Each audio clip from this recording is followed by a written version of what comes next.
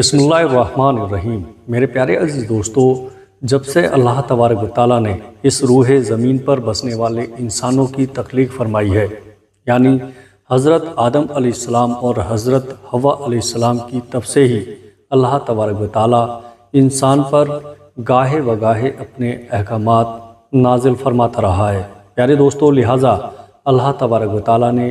اپنے رسولوں پر وحی کی صورت میں آیات نازل فرمائی ہے۔ پیارے دوستو، جو نہ صرف انسان کے لیے ہدایت اور رہنمائی کا ذریعہ ہے، بلکہ انسانوں کے لیے ان آیات کو پڑھنے اور یاد کرنے میں بھی بے شمار فائدے اور اثرات موجود ہیں۔ پیارے عزیز دوستو، 1400 سال پہلے جب اللہ تبارک و تعالیٰ نے انسان پر اپنے دین کی تکمیل کا ارادہ فرمایا تو ہمارے نبی آخر الزماں حضرت محمد صلی اللہ تعالیٰ علیہ وسلم پر قرآن پاک نازل فرمایا، اور اللہ نے قرآن پاک میں بار بار کچھ ایسے کلمات کا ذکر فرمایا ہے کہ اگر کوئی انسان ان کلمات کو پڑھ لے تو 70,000 فرشتے اس کے لیے دعائے رحمت اور دعائے مغفرت کرتے ہیں، اور پڑھنے والے شخص کے لیے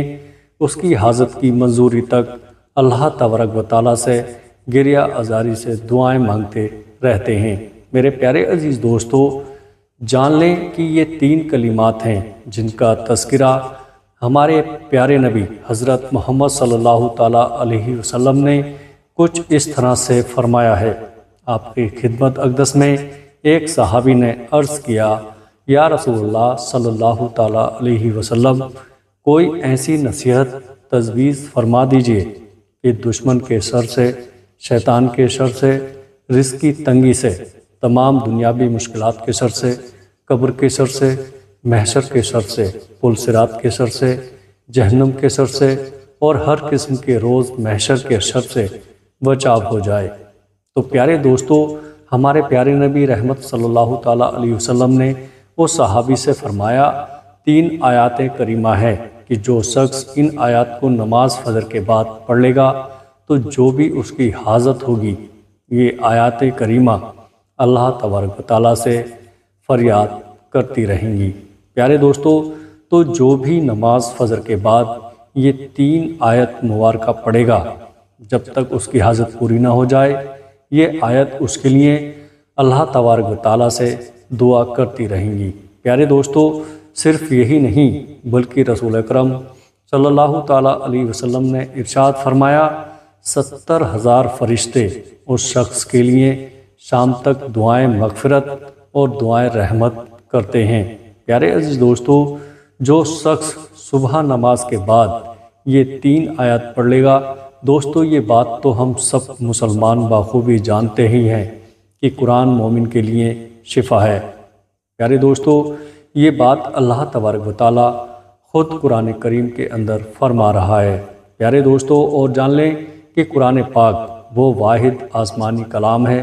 جو آج تک بغیر کسی تحریف کے دنیا میں موجود ہے۔ میرے پیارے عزیز دوستو، اور انشاءاللہ قیامت تک موجود رہے گا، کیونکہ اس کی حفاظت کا ذمہ خود اللہ تبارک و تعالیٰ نے اٹھا رکھا ہے۔ پیارے دوستو، لہٰذا اس کی کسی آیت میں، کسی حرف میں تو کیا کسی زیر زبر کی تحریف بھی نہیں ہو سکتی۔ الحمدللہ، اللہ تبارک و تعالیٰ نے اپنی اس آسمانی کتاب میں ارشاد فرما دیا ہے، یہ قرآن جو ہم نازل کر رہے ہیں مومنوں کے لیے تو سراسر شفا ہے اور رحمت ہے، اور ظالموں کو تو اس سے نقصان اور بڑھتا ہے۔ پیارے عزیز دوستو، اسی طرح سے اللہ تبارک و تعالیٰ فرماتا ہے کہ قرآن پاک ایمان والوں کے لیے شفا ہے۔ پیارے عزیز دوستو، اللہ تبارک و تعالیٰ کی رحمت بہت وسیع ہے، اور قرآن کریم تمام قلبی، روحانی، جسمانی اور نفسانی بیماریوں کے لیے شفا ہے۔ پیارے عزیز دوستو، قرآن مجید خود بیان کر رہا ہے کہ دلوں کے روگ یعنی حسد، کینہ، بغض، منافق، ڈپریشن اور اسی طرح سے اور مصیبتیں، یہ ان سب کے لیے شفا ہے۔ حضرت ابن عباس رضی اللہ تعالیٰ عنہ سے مروی ہے کہ رسول اللہ صلی اللہ تعالیٰ علیہ وسلم نے ارشاد فرمایا، اے لوگو، شفا دینے والی دو چیزوں کو یعنی شہد اور قرآن کو لازمی پکڑ لو۔ پیارے عزیز دوستو، اسی طرح سے نبی کریم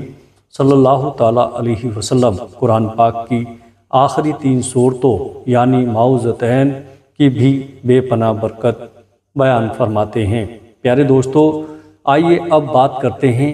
کہ وہ کون سی 3 آیت ہیں جن کو ہر روز صبح فجر کی نماز کے بعد پڑھنے والے کے لیے 70,000 فرشتے مغفرت اور رحمت کی دعا کرتے ہیں، اور جب تک اس کی حاجت پوری نہ ہو جائے فرشتے اس کے لیے اللہ تبارک و تعالیٰ سے فریاد کرتے رہتے ہیں۔ پیارے عزیز دوستو، رسول اللہ صلی اللہ تعالیٰ علیہ وسلم نے ارشاد فرمایا، جو شخص صبح کے وقت 3 مرتبہ اعوذ باللہ السمیع العلیم من الشیطان الرجیم پڑھ کر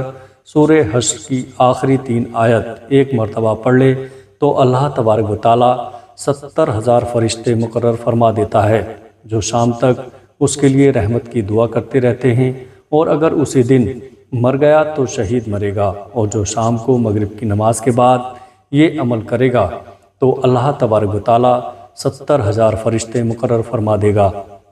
پیارے دوستو، جو صبح تک کے لیے اس کے لیے رحمت کی دعا کرتے رہتے ہیں اور اگر اسی رات مر گیا تو شہید مرے گا، وہ روایت ترمذی سورہ حشر کی آخری 3 آیت یہ ہیں: بسم اللہ الرحمن الرحیم، هو اللہ الذی لا الہ الا هو العالم الغیب والشہادۃ هو الرحمن الرحیم، هو اللہ الذی لا الہ الا هو الملک القدوس السلام المؤمن المہیمن العزیز الجبار المتکبر سبحان اللہ عما یشرکون، هو اللہ الخالق البارئ المصور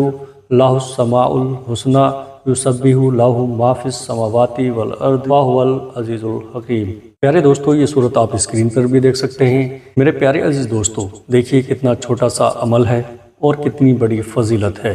اور سعادت ہے، اور یہ اللہ تبارک و تعالیٰ کا امت محمدی پر بہت بڑا انعام اور اکرام ہے کہ اللہ تبارک و تعالیٰ نے نبی کریم صلی اللہ تعالیٰ علیہ وسلم کو ایسے کلمات دکھائے جو پڑھنے میں مختصر لیکن اجر و ثواب میں عظیم الشان ہیں۔ پیارے عزیز دوستو، آئیے اب مزید جان لیتے ہیں کہ رسول اللہ صلی اللہ تعالیٰ علیہ وسلم نے سورہ فاتحہ کی بھی بہت فضیلت بیان فرمائی ہے۔ فرمایا، سورہ فاتحہ ہر مرض کی دوا ہے۔ اس سورت کا ایک نام سورہ فاتحہ ہے، جبکہ ایک نام سورہ شفا بھی ہے۔ بزرگان دین نے سورہ فاتحہ کی فضیلت کو بیان کرتے ہوئے یہ وظیفہ بتایا کہ اگر کوئی شخص صبح فجر کی 2 سنتیں ادا کرنے کے بعد 40 مرتبہ سورہ فاتحہ پڑھ لے اور مریض پر دم کر دے تو مریض کو ہر طرح کے مرض سے شفا مل جاتی ہے، اور اس کی برکت سے آنکھ کا درد بہت ہی جلد دور ہو جاتا ہے۔ اسی طرح سے ایک اور روایت ہے کہ حضرت نعمان بن بشیر کہتے ہیں کہ نبی رحمت سرکار دو عالم صلی اللہ تعالیٰ علیہ وسلم نے فرمایا، اللہ پاک نے زمین اور آسمان کو پیدا کرنے سے 2000 سال پہلے ایک کتاب لکھی، پھر اس میں سے سورہ بقرہ کی آخری 2 آیتیں فرمائیں، جس گھر میں 3 راتیں ان 2 آیتوں کو پڑھا جائے گا اور شیطان